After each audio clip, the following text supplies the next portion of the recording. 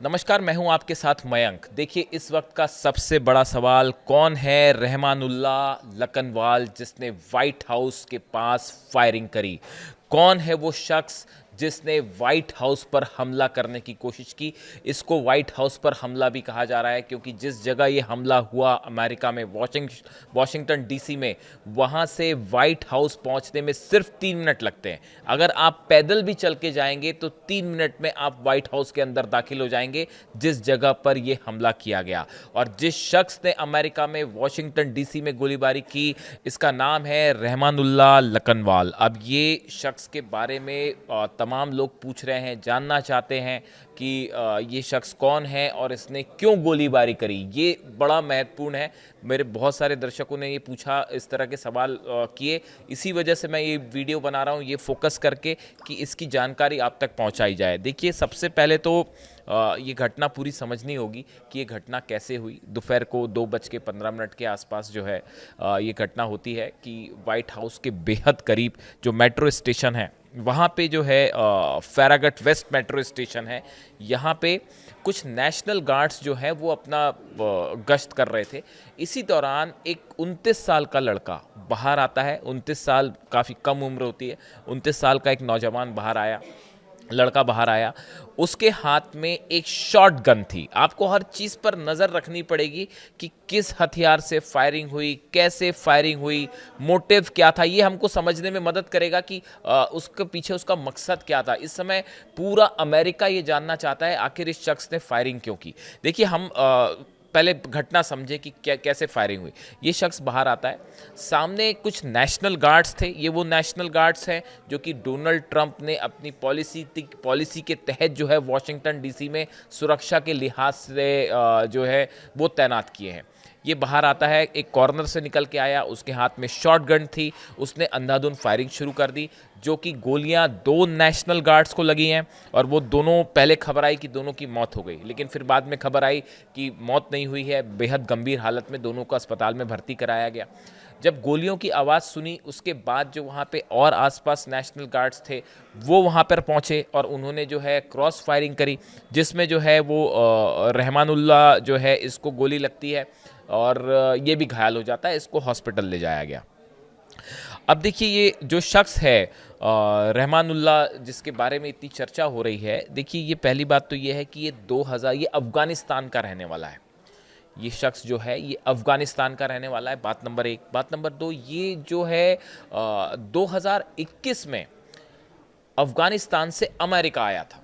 और ये जो बाइडन की जो पॉलिसी थी, देखिए 2021 वो वक्त था जब अमेरिकन फोर्सेस अफ़गानिस्तान से हट गई थी। और उसके बाद जो पॉलिसीज़ बनाई थी बाइडन एडमिनिस्ट्रेशन ने, उसके तहत ये शख्स जो है वो अफ़गानिस्तान से अमेरिका आया था। और जैसा कि बताया जा रहा है कि लखनवाल जो शख्स है Rahmanullah Lakanwal applied for asylum in 2024 and was granted asylum in April 2025 under the Trump administration. देखिए, उसके बाद उसने असाइलम भी अप्लाई किया था 2024 में, और उसको अभी इसी साल अप्रैल में जो है वो असाइलम भी दे दिया गया था। अब देखिए, कुछ चीज़ें बड़ी गौर करने वाली है कि ये इस शख्स ने हमला क्यों किया, ये समझना होगा। डोनाल्ड ट्रंप ने इसको तुरंत आतंकी घटना करार दिया है। वो उनके बारे में हम बात करेंगे कि डोनाल्ड ट्रंप क्या कह रहे हैं, लेकिन आप पहले बाकी चीज़ें समझिए, क्योंकि इस समय इसका मोटिव क्या था ये साफ नहीं हो पाया है। और पूरे अमेरिका के आप जितने न्यूज़ चैनल्स देखिए, उसकी मोटिव को लेकर अभी भी बड़ा डाउट है। देखिए, इसमें जो एमपीटी के executive assistant chief Jeffrey Carroll है, जो वहाँ के अधिकारी हैं, इनका बयान आया, it appears to be a lone gunman that raised a firearm and ambushed these members of national guard. इनका कहना ऐसा है कि ये शख्स अकेला था, इसके साथ कोई और नहीं था। ये बात बार बार अमेरिका की मीडिया में पूछा जा रहा है कि क्या और हमलावर हो सकते हैं, क्या हमला वॉशिंगटन में हुआ, क्या ऐसा हमला न्यूयॉर्क में भी हो सकता है, क्या दूसरे शहरों में भी कहीं ऐसे हमले, सीरियल हमले तो नहीं होने जा रहे। इस तरह के सवाल पूछे जा रहे हैं। उसको लेकर इस समय पूरा अमेरिका अलर्ट मोड पे है। वॉशिंगटन भी है अलर्ट मोड पे, और न्यूयॉर्क, जितने बड़े शहर हैं, सबको जो है कल थैंक्स गिविंग परेड होने वाली है, उसके लिहाज से सब कुछ अलर्ट पर कर दिया गया। चप्पे चप्पे पे जो है निगरानी रखी जा रही है। तो अभी जो बात निकल के सामने आई, उसके मुताबिक ये अकेला शख्स था, इसके साथ और हमलावर फिलहाल एज ऑफ नाउ नहीं है, ऐसी जानकारी वहाँ के फोर्सेस ने दी है। देखिए, वॉशिंगटन की जो मेयर हैं म्यूरल बाउजर, इनकी तरफ से कहा गया है द इंडिविजुअल यानी हमलावर की बात कर रहे हैं appear to target the guards members. अब देखिए, इसके निशाने पर नेशनल गार्ड्स थे। इसने जो ऐसा लगता है, जो इनका कहना था, जो वॉशिंगटन के मेयर हैं इनका कहना था कि उसके निशाने पर नेशनल गार्ड्स थे। अब ये नेशनल गार्ड की बात क्यों हो रही है? The National Guards was deployed to the nation's capital part of President Trump's federal takeover of the city and the crime crackdown in August. अगस्त में डोनाल्ड ट्रंप ने क्राइम कंट्रोल करने के लिए इन नेशनल गार्ड्स को appoint किया था, जिसका खासा विरोध हुआ था। देखिए, ये इसकी चर्चा मैं इसलिए कर रहा हूं क्योंकि ये भी एक एंगल सवालों में है कि क्या ये गुस्सा नेशनल गार्ड्स के खिलाफ था। इस तरह की भी बातें हो रही हैं, ये भी रूल्ड आउट नहीं है। तो इसलिए ये मैंने आपको ये बात बताई कि अगस्त में जो है, ये जब डोनाल्ड ट्रंप ने ये गार्ड्स नियुक्त किए थे यहाँ पे 2188 गार्ड्स जो हैं वो वॉशिंगटन डीसी में तैनात किए गए थे। तो इसको लेकर भी काफ़ी प्रदर्शन था, इसका विरोध भी हुआ था। खैर, अब ये देखिए, ये हुआ है। डिपार्टमेंट ऑफ होमलैंड सिक्योरिटी वो इस मामले की जांच कर रही है। इस शख्स के बारे में एक एक जानकारी खंगाली जा रही है। देखिए, ये 29 साल का है। सोशल मीडिया इसकी पोस्ट चेक करी जा रही हैं। इसके साथ अफगानिस्तान से कौन कौन आया था उसकी जानकारियां निकाली जा रही हैं। कौन इसके संपर्क में था, इसका फ्रेंड सर्कल क्या था, ये क्या कुछ काम करता था, कहाँ काम करता था, एक एक जानकारी निकाली जा रही है। और कुछ अमेरिकन एजेंसीज, FBI इसकी जाँच कर रही है। होमलैंड सिक्योरिटी जो डिपार्टमेंट है वो इसको जाँच कर रहा है। और जब डोनाल्ड ट्रंप ने इसको आतंकी हमला करार दिया है, उसके बाद कुछ एजेंसीज ये जांच कर रही हैं कि क्या इसका किसी इंटरनेशनल टेरर ग्रुप से लेना देना है, क्या इसने किसी आतंकी संगठन से भी इसका कोई कनेक्शन है, इसलिए इसने हमला किया है, अलकायदा या ISIS या कोई और संगठन से इसका कोई कनेक्शन है, या इसने हमला किसी गुस्से की वजह से किया, खुद अपने से मोटिवेट होके। ये हमने देखा इस तरह के कई घटनाएं हुई पीछे जो इजराइल से भी जुड़ी हुई हैं।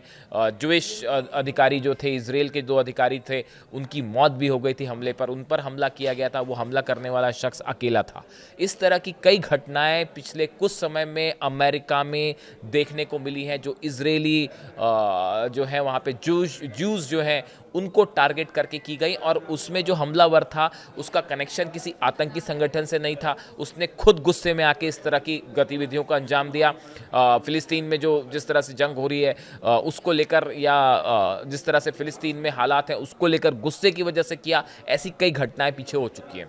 तो हर एंगल से इस मामले की जांच हो रही है।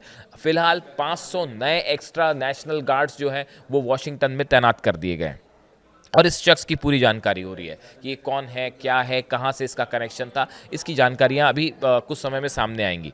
देखिए, Donald Trump called the shooting as an act of evil, an act of hatred, an act of terror. इन्होंने इसको तुरंत जो है वो एक आतंकी हमला करार दिया है।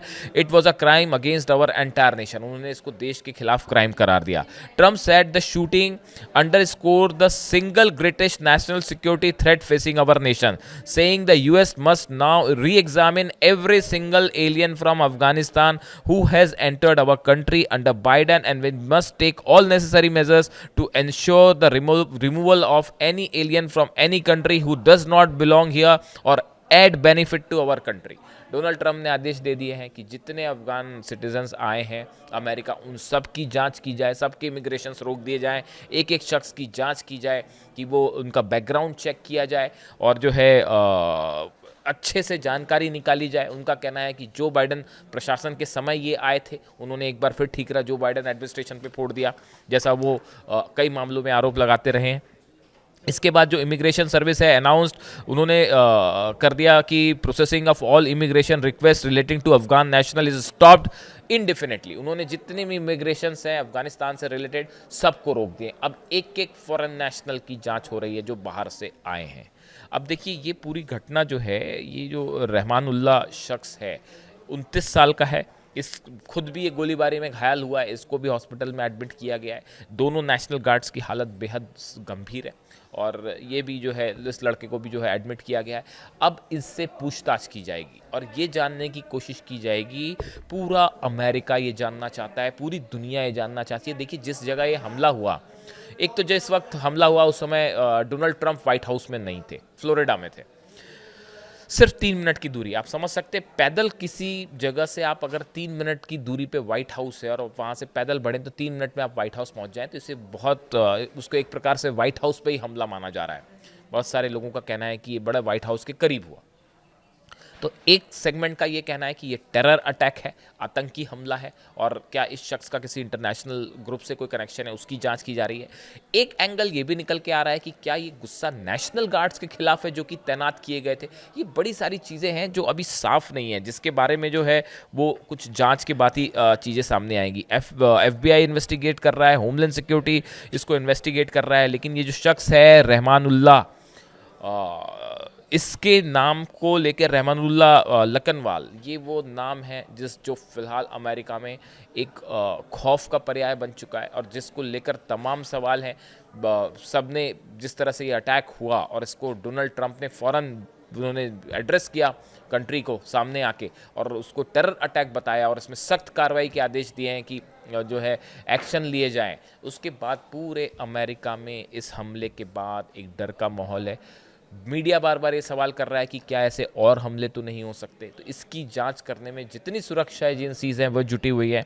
अभी तक जो जानकारियाँ आई कि फॉरेन मतलब अफगानिस्तान का रहने वाला है शख्स और 2025 में से असाइलम भी दे दिया गया था। ट्रंप एडमिनिस्ट्रेशन में आया ये जो बाइडन के समय था, जो कि 2021 में जब अमेरिकन फोर्सेस वापस आई तो कई अफगानिस्तान के लोग अमेरिका आए थे, उन्हीं के साथ इसको भी परमिशन मिली थी अमेरिका आने की। अब बड़ा सवाल यही है कि क्या ऐसे और हमले हो सकते हैं और इसने ये हमला क्यों किया?